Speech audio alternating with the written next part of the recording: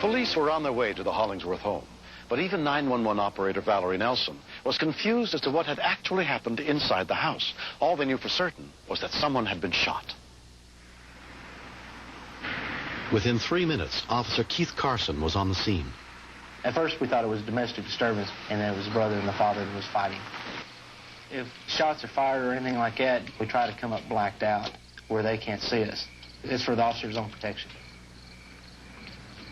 You can see someone was running across the front of the house. There's a guy out front. Don't get that car. What's he saying about the car outside? The guy's in the car out front, and he has a shotgun. There's a guy outside in the car with a shotgun? Yes. 312, we've been advised there's a subject in a car out front with a shotgun. Do you see him at this time? Negative. What kind of car is it? Do you know? No. Okay. All right. I was in school, and it seems so easy. I know, honey. You're doing a wonderful job. 312, complainant is a small child. She's unaware of what kind of vehicle he's in. We'll try to get the little girl to run out the front door. Police are near there, honey, okay? My dad is covered with blood. Yes, your brother's still inside the house, right? Yes, he's... What was that? 334, shots fired. Get some more help out here. What was that? That was my brother. Doing what? Don't fire again, buddy. Don't fire again, buddy. Who's in the house? My brother, he just did that to warn the guy. What guy? The guy that's outside. Little girl? He's shooting. Listen to me. Yes? Is your brother shooting the gun again? He just did it, I don't know why. He just accidentally shot it off. Okay, he's going a little bit crazy right now. I need your help. The police are outside. Can you go to the door? No. Honey, the policeman is outside, okay? It's the good people outside. Tell Buddy to come to the phone. Buddy, she wants you the phone, please. Here. Okay. Hello? Buddy? Yeah? Where's the gun? I did. Where's the gun? It's in the floor. It's on the floor? Yes, ma'am. Okay, I want you to stay with me on the phone, okay? Shut the door.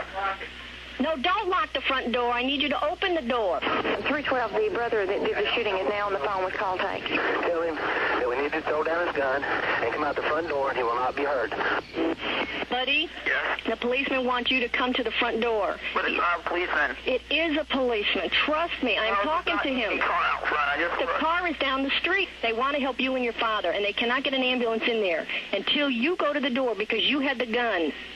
They're afraid of you right now. He's almost hysterical. Can I talk? I'm scared. My daddy's bleeding. He's not talking. He's bleeding. He needs help. Will you open the door? Less than 13 minutes after the call began, the door was finally open. Police officer, freeze! Put your hands up! Turn around! Buddy eventually believed us, and he came out the front door. Still not knowing that he had just saved his father's life, we went through regular procedures as if he was a suspect and handcuffed him. Is there anybody else in the house? It's a I'm police. right here. I'm on the telephone. Come on out here, little girl.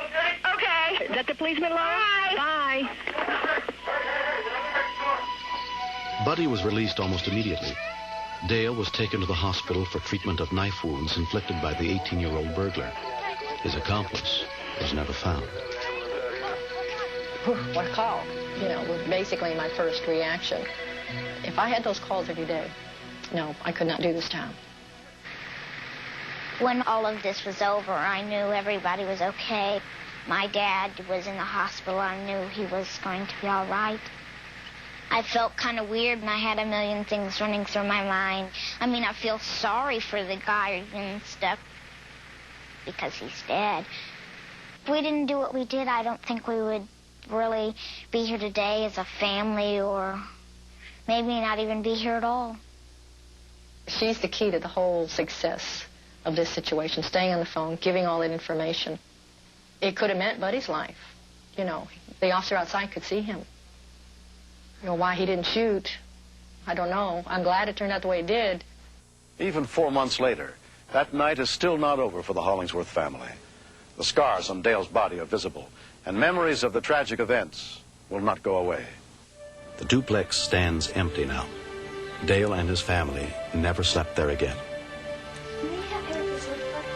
They're trying to move on with their lives. I literally didn't own anything of value that I would miss more than a half a minute if he took it all. I get upset about thinking about that, even now. You know, it's like I got all cut up and all that, but I'm thinking, geez, Denise, you know, I didn't want my kid to kill somebody. I think for the rest of my life, I'll always remember the day that this happened. And I'm not sure. I guess I'll depend on the situation that's going on at the time, if I feel happy that we're alive or that I feel sad because it happened.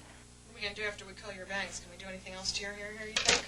During the week, Laura lives with her mother, Nancy Hollingsworth. Laura would come home with a lot of information about 911. She knew certainly a lot more about it than I did, but we had discussed it to not protect her, maybe just to arm her, to be prepared for in case it would ever happen to her. The week before that, my teacher had been talking to us about it, just briefly after and before lunch, about how important it was, if you needed to use it, to use it. And Laura realized that dialing 911 was easy, but trying to come up with the facts and stay there and watch it all and be brave and not hide in the closet, that was the hard part. I get these calls every day, 7 days a week. You just learn to not get emotionally involved at the time. But once I met them, it put a whole new aspect to the call. You realize how close they came to losing it all. I'm so glad we finally met. The feeling that went through me at the time was, hey, I know this lady. You know, I've never met her. I've talked to her, but it's like, I know this lady. I thought she would look like my mom and everything. She sounded like my mom because she told me what to do. She said everything's okay. My mom usually does that too. You got a nice family. But what do you think? If Buddy hadn't intervened, if Laura hadn't called 911, if the lady had not known how to do her job, I would be dead. And I feel my children would be too. I say that at the end of this story was happy ending. We all lived happily ever after. Arlington emergency.